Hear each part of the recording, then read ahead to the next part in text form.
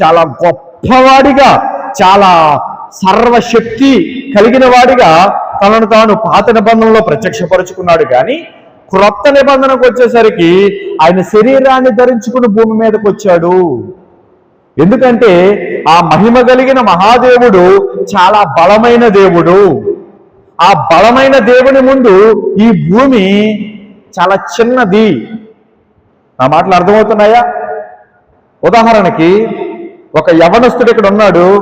యవ్వనస్తుడు బాగా బలంగా ఉన్నాడు.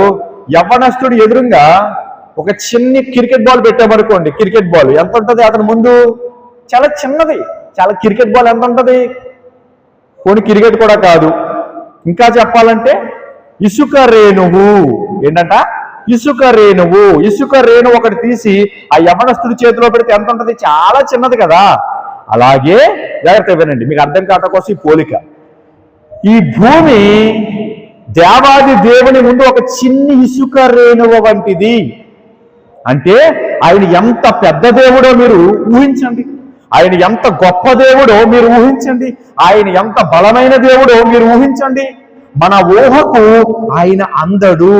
ఎందుకంటే బైబిల్ చెబుతూ ఉన్నది ఆయన అపరిమితుడైన దేవుడు. అంటే ఆయనకి పరిమితులు లేవు. ఆయనకి పరిమితులు లేవు. ఆయన అపరిమితుడు. ఈ విశ్వం కన్నా గొప్పవాడు.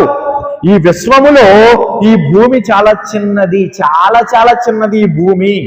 ఈ భూమి కాకుండా గ్రహశకలాలు ఉన్నాయి, సూర్యుడు ఉన్నాడు, చంద్రుడు ఉన్నాడు, నక్షత్రాలు ఉన్నాయి. వీటన్నిటికన్నా పెద్దవాడు దేవుడు. ఆ దేవుడే నేను ప్రకటిస్తున్న ప్రభువైన యేసుక్రీస్తు. దేవునికి స్తోత్రం కలుగును గాక. గమనించండి బిడ్డలారా, ఆ గొప్ప దేవుడు ఆయన ఎవరంటే బలమైన దేవుడు. దేవునికి స్తోత్రం కలుగును గాక.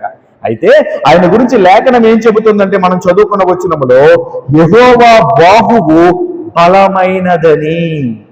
బలమైనది ఆయన బాహువు. అంటే బాహువు అంటే ఆయన హస్తము లేదా ఆయన భుజం, ఆయన బలం. ఇప్పుడు ఏ వ్యక్తినైనా మనం బలం